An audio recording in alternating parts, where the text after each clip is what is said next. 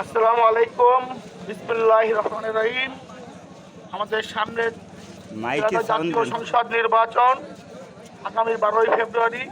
সেই নির্বাচনকে সামনে রেখে আমরা আজকের এই আমিরপুরের বাইনতলা হাটে আমরা সবাই আমাদের জননেতা খুলনা জেলা বিএনপির সাবেক সাংগঠনিক সম্পাদক, সাবেক সাধারণ সম্পাদক, খুলনা জেলা বিএনপি সংগ্রামী সাবেক সফল আহ্বায়ক, আপনাদেরই অঞ্চলের একটি সন্তান জননেতা উদ্যোক্তা আমির ইজাজ খান,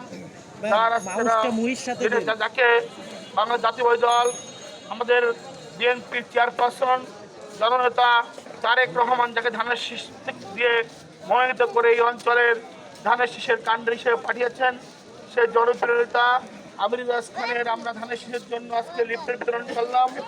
আপনারা জানেন আগামী 2রা ফেব্রুয়ারি অর্থাৎ সোমবার আমাদের বিএনপির চেয়ারপারসন, আমাদের যিনি 1971 সালে দেশ স্বাধীনতা ঘোষণা করেছিলেন শহীদ প্রেসিডেন্ট জিয়াউর রহমান, তার সুযোগ্য সন্তান জনাব তারেক রহমান আগামী সোমবার খুলনা খালিশপুরে আপনারা ঐতিহাসিক প্রভাত স্কুল ময়দানে উনি সকাল 10টায় জনসভা করবে।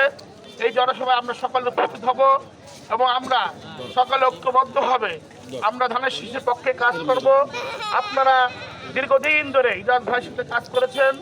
ইজাজ ভাই এই অঞ্চলে আপনাদের এমপি না হয়েও এই অঞ্চলের মানুষের সুখ দুঃখের পাশে ছিলেন।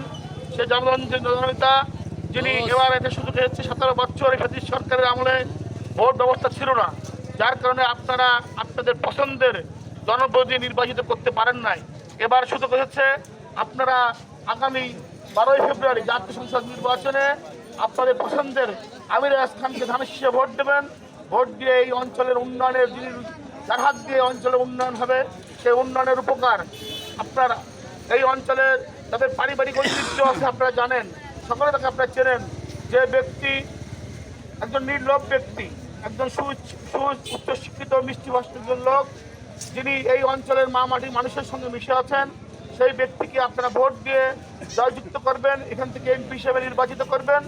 আপনাদের আগামী দিনের সমগ্র উন্নয়ন সবকিছু আপনারা ওনার হাত থেকে বুঝে নেবেন। আপনারা ইতিমধ্যে জেনেছেন আমাদের বিএনপির চেয়ারপারসন